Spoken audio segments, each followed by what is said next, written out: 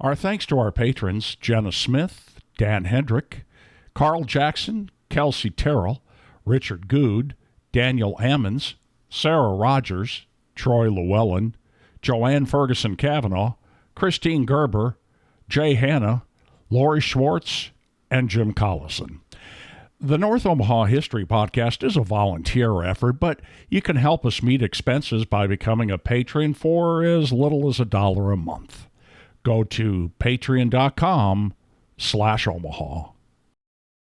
Welcome to the North Omaha History Podcast with noted author and historian Adam Fletcher Sassy.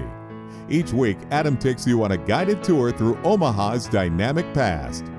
One neighborhood in North Omaha had a hospital, half a dozen churches, and business galore, and a long history dating back to the 1860s. Then it all seemed to disappear.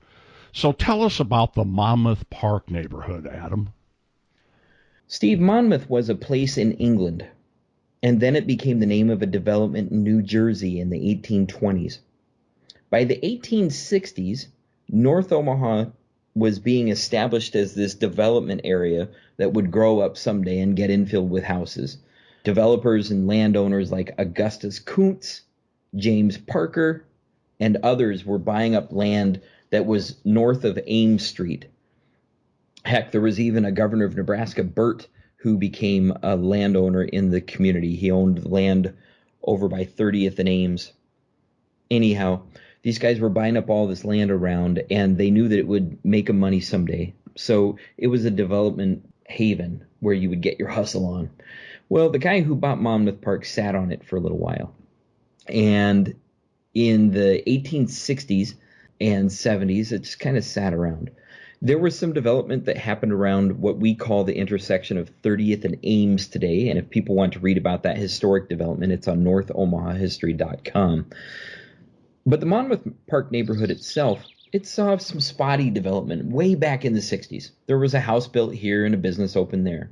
The neighborhood is it's bordered by Ames Avenue on the south end, North 42nd Street or thereabouts on the west side, North 33rd Street on the east side, and then on the north side, Sorensen Parkway today. So you can kind of envision that area. But in the 1860s and 70s, development was pretty sparse. It was beginning to happen. There were a couple of businesses coming along Ames Avenue, which was a country road back then. It was actually called Country Road. Ames Avenue was called Country Road in the 1870s and 1880s. But in the 1880s, it all started to turn around, and Monmouth Park started filling in rapidly. First thing, there is no park for Monmouth Park. That was just the name of the area. The second thing is that the neighborhood was dependent on some of the early innovations that were coming around in order to grow. One of the innovations was a street railway that was developed along Ames Avenue from the Saratoga neighborhood and along North 30th Street eventually. That street railway brought residents right to that intersection of 30th and Ames, and they were able to walk to their new houses in the Monmouth Park neighborhood. Monmouth Park was surrounded by Collier Place, which was over at 30th and Ames, Druid Hill, which was just south of 30th and Ames, and the Central Park neighborhoods, which was over at 42nd and Grand Avenue. Central Park, of course, was a much older neighborhood that dated back to the settlement of Saratoga, which we've talked about in other podcasts before. Tuttle's Addition was another neighborhood just south of Ames, where North High School is today. And all of these neighborhoods were budded around Monmouth Park. In 1887, though, by that point, Monmouth Park had sprung, and it was platted out and ready to go. Lots of new lots for houses were being sold immediately. And a year later, Monmouth Park had, quote, as many houses and barns had been erected as to make a showing like a new village on the east hillside. So somebody was basically writing in the newspaper that the new neighborhood looked like its own little village when you looked up the hill from 30th and Ames. 30th and Ames, if you stand right there and look west, you'll see that it rises up to about 40th Street. And all of the neighborhood on the right-hand side, as you look up that street, all that neighborhood is the Monmouth Park neighborhood and Collier Place a little bit. Anyhow, These weren't mansions. These weren't enormous houses. Instead, they were modest homes. And these homes were built for workers. They were built for the lower middle class folks who were capable of getting the jobs out in the suburbs and riding the original street railroad and then the streetcars into Omaha for their businesses.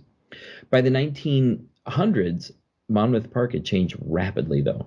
You see, it was all the way back in 1889 that the first version of the Emmanuel Hospital, as we came to know it, it was 1889 when the first part of that was opened. It was called the Emmanuel Deaconess Institute, and it was opened by Swedish Lutherans who wanted to serve that end of the city.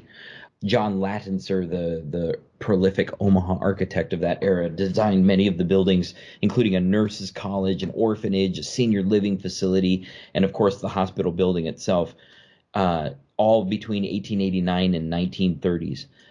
The hospital grew and grew, and that was right in the heart of the Monmouth Park neighborhood. The other institutions in the neighborhood included the Monmouth Park Methodist Episcopal Church. That was started in spring of 1888 by Reverend Bill Slaughter.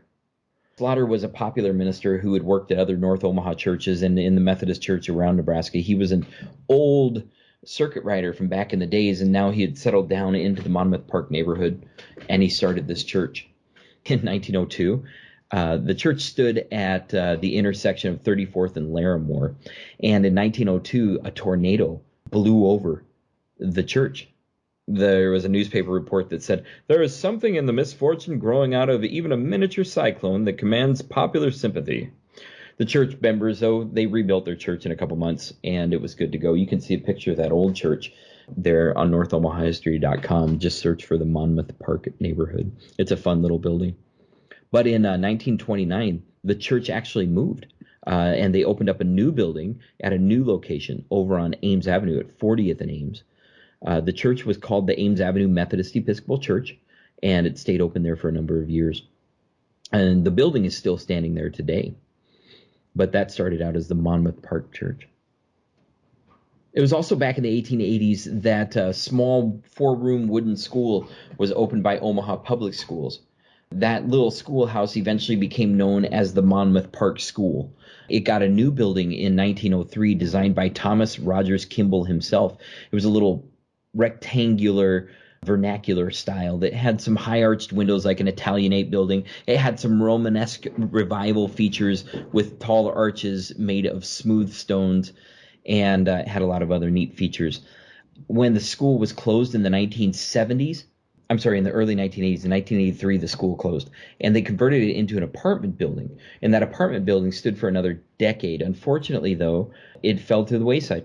It just wasn't treated very well because of its historical pedigree, and after a windstorm really messed up the building in 93, it was demolished in 1995. So Monmouth Park School doesn't stand anymore. But for over a century, the Monmouth Park School was essential to the neighborhood. There are other institutions throughout the neighborhood. You know, Steve, today we can drive along that Sorensen Parkway. That's where the old there was an old railroad that had run along there. And it was the old Chicago, St. Paul, Minneapolis, and Omaha Railway. It was also called the Omaha Road that ran along Sorensen Parkway. And the Omaha Road was a popular railroad. Kids from the neighborhood would go and watch those trains go by, and that was a large part of their growing up. The streetcar that ran along Ames Avenue, that went along North 30th Street, that was another feature. And there were lots of other things that were going on in that whole area. The Nebraska Telephone Company served the neighborhood with the Kenwood. It was called the Kenwood Telephone Building. It was a telephone exchange building. It was down on 30th, but all the same was important for the neighborhood. In 1917, the Monmouth Park neighborhood had a population of almost 3,000 people. By 1933, so just 15 years later, there was almost 100% population increase to almost 6,000 residents. So that's when it was at its peak, was in the 1930s. Through the 40s and 50s, it really stood as a testament to Omaha's growing.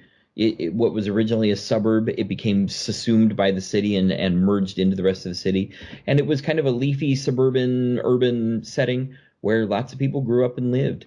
By the 60s, though, by the 1960s, white flight struck the neighborhood, and it struck it hard. White people left from around 30th Street up to 42nd, up to 60th, and even past 72nd. Eventually, the neighborhood became almost wholly segregated, and there are very few white people left there by the late 1980s and early 1990s. Today, the neighborhood is primarily African American and has a lot of African American residents, a lot of families, a lot of growth, a lot of positive spaces that are happening. It's served by the beautiful North High School and the Butler Gates YMCA, as well as the commercial intersection there at 30th and Ames is still flourishing with a wonderful coffee shop, gas stations, grocery store, and all kinds of things that are very recognizable. Unfortunately, though, Steve, there is no recognition of Monmouth Park historic legacy. There are houses that still stand there today from the 1880s and 90s, little Victorian houses that might have lost some of their flourish, but still maintain a gazebo here and a turret there, a bay window here and other Victorian elements there, and those are scattered around the neighborhood. You can also see where the site of the old Emmanuel Hospital was. That was closed down and moved out of the Monmouth Park neighborhood in the 1970s. And even though there is only one building left in the neighborhood today from that original hospital, there's still the old traces of where it was, covered, of course, by new development that came in the 1990s and covered the site. So you can go and see that.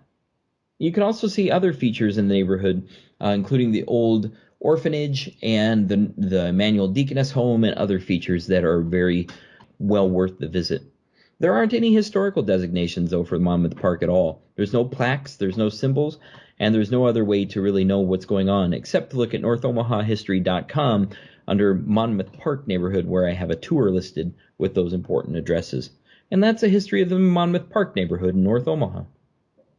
Thanks for listening to the North Omaha History Podcast with noted author and historian Adam Fletcher Sasse. Join us next week as Adam takes you on another guided tour through Omaha's dynamic past.